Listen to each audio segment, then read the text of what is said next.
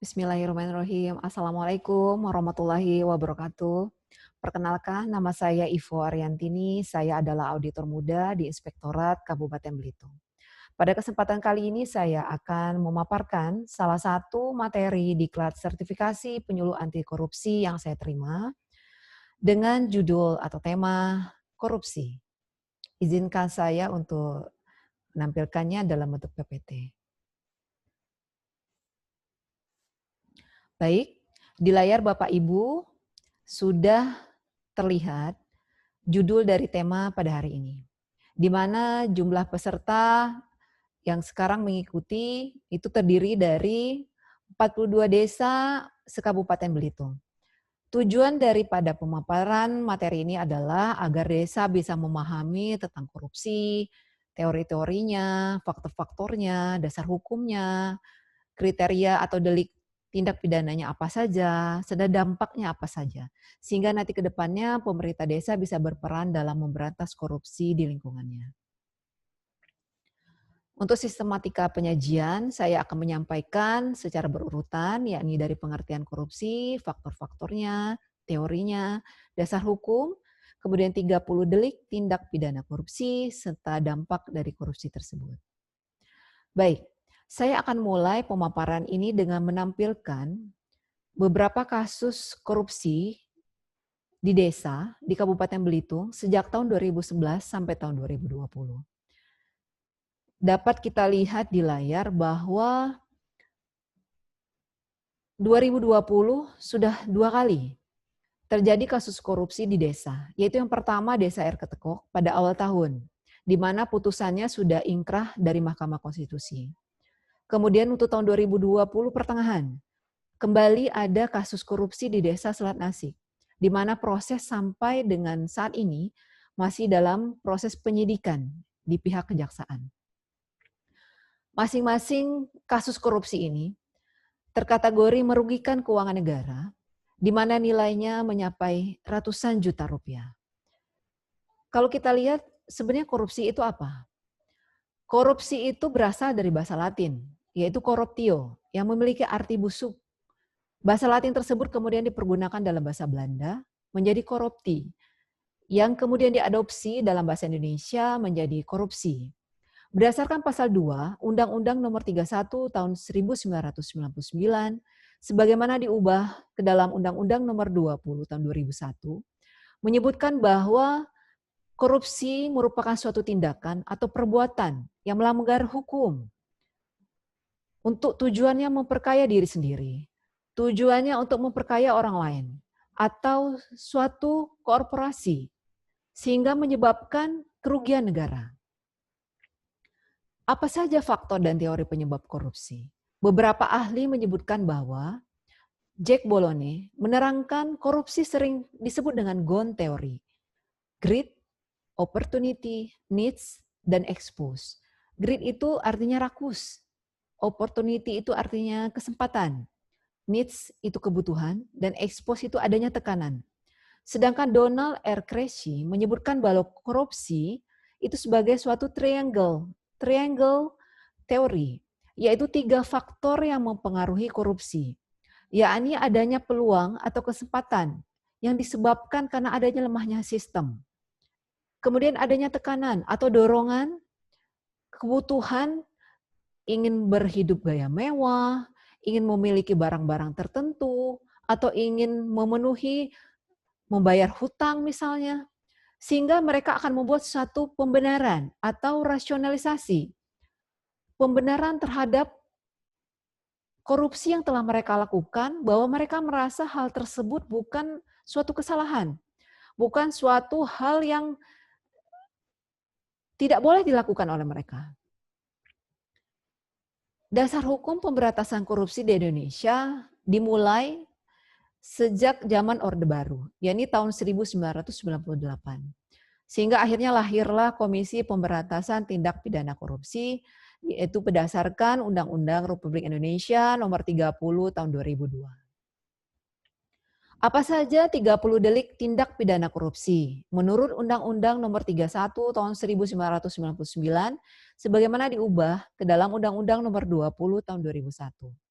Seperti yang terlihat di layar, banyak sekali kriteria yang bisa dijadikan sebagai delik tindak pidana korupsi. Antara lain, menyuap pegawai negeri, memberi hadiah kepada pegawai negeri karena jabatannya, pegawai negeri yang menggelapkan uang atau membiarkan terjadinya penggelapan, pegawai negeri yang memeras, pemborong yang berbuat curang, pengawas proyek yang membiarkan perbuatan curang, atau pegawai negeri yang turut serta dalam pengadaan yang diurusnya, pegawai negeri yang menerima gratifikasi dan tidak melapor kepada KPK.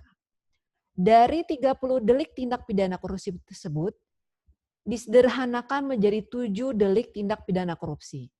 Ya, ini yang pertama adalah merugikan keuangan negara, penggelapan dalam jabatan, suap menyuap, pemerasan, perbuatan curang, benturan kepentingan dalam pengadaan, dan yang terakhir adalah gratifikasi. Apa saja dampak korupsi secara umum, secara global? Pendapatan Indonesia dibandingkan dengan negara lain itu jauh lebih rendah. Tingkat pendidikan di Indonesia rendah karena biayanya mahal. Tingkat penganggurannya juga tinggi, tingkat kemiskinannya juga tinggi. Kenapa semua itu terjadi? Karena uang yang dikorupsi itu harusnya bisa dipergunakan untuk hal-hal yang bisa memberikan kesejahteraan bagi masyarakat. Uang yang dikorupsi menurut data ACLC KPK itu sebesar 168 triliun. Bisa untuk membangun 195 gedung, bisa membangun jalan 21.000 kilometer di seluruh Indonesia, atau memberikan modal untuk 33 juta masyarakat Indonesia. Semua itu nggak bisa dilakukan karena dikorupsi uangnya gitu. Untuk desa sendiri ya, seperti yang tadi saya tampilkan di depan, desa mengkorupsi uang dana desa, sehingga desa tidak bisa menjadikan penghasilan sendiri atau PAD-nya tidak bisa meningkat. Hal ini berbanding terbalik dengan desa lain yang sukses mengelola dana desa menjadi suatu penghasilan atau pendapatan asli desanya mencapai 1,8 miliar, yaitu di desa Pujon Kidul di daerah Malang. Sehingga masyarakatnya tidak ada yang menganggur atau zero penganggurannya. Kemudian setiap masyarakatnya punya aktivitas, bisa saling membantu untuk mengelola dana desa tersebut. Ini adalah salah satu contoh bagaimana desa bisa mengelola sehingga akhirnya mereka bisa menghilangkan dampak-dampak korupsi yang tadi secara global bisa mereka lakukan. Bagaimana sebenarnya? Apa yang harus kita lakukan? Kita peduli enggak? Apakah kita peduli terhadap hal-hal tersebut? Saya akan menampilkan suatu video yang sangat inspiratif kalau menurut saya, di mana video ini nanti akan bercerita bagaimana apabila kita tidak peduli dan peduli terhadap kelangsungan bangsa Indonesia.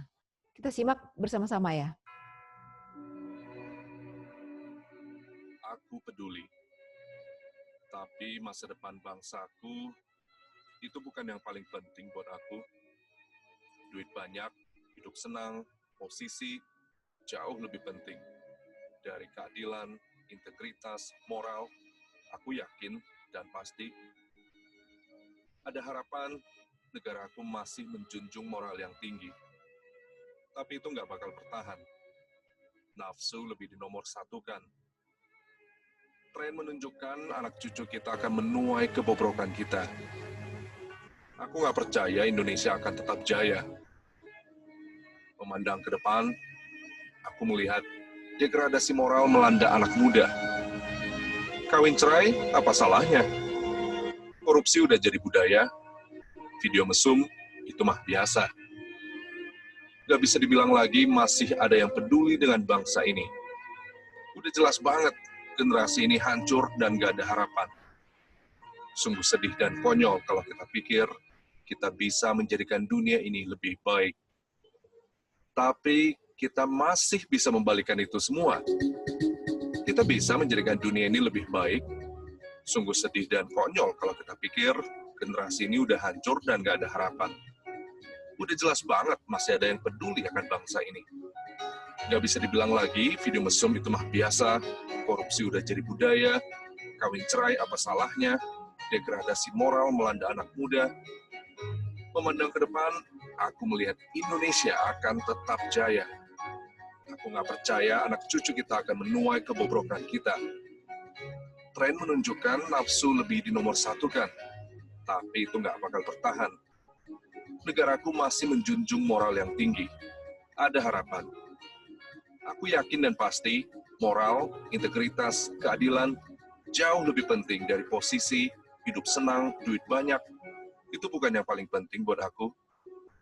Tapi masa depan bangsaku, aku peduli. Iya, betul. Masa depanku, aku peduli. Bagaimana dengan kamu? Bagaimana dengan Bapak Ibu sekalian? Apakah Bapak Ibu sekalian peduli tentang kelangsungan hidup bangsa ini? Kelangsungan hidup desa Bapak Ibu yang sekarang Bapak tinggali, di mana Bapak dan Ibu bekerja. Maka dari itu,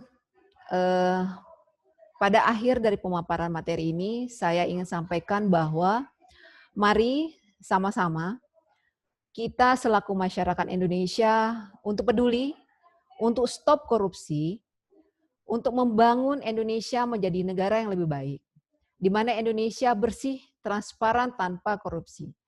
Desa bisa bebas korupsi kalau kita peduli. Ingat, kalau kita peduli. Sebagai penutup, karena saya dari Kabupaten Belitung, kita orang Melayu, saya tutup dengan pantun.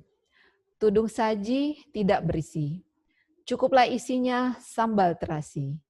Untuk apa Bapak Ibu jadi pejabat negeri bila akhirnya dipenjara karena korupsi? Terima kasih Bapak Ibu sudah mau menyimak materi yang saya sampaikan. Semoga materi ini bisa mencerahkan Bapak Ibu bahwa say no to korupsi, tidak boleh korupsi, dan memahami bahwa korupsi dan dampaknya itu bisa membuat Indonesia tidak sejahtera. Indonesia bisa sejahtera, Indonesia bisa bersih, transparan, tanpa korupsi dengan kita peduli. Terima kasih. Wabillahi taufiq wal hidayah. Wassalamualaikum warahmatullahi wabarakatuh.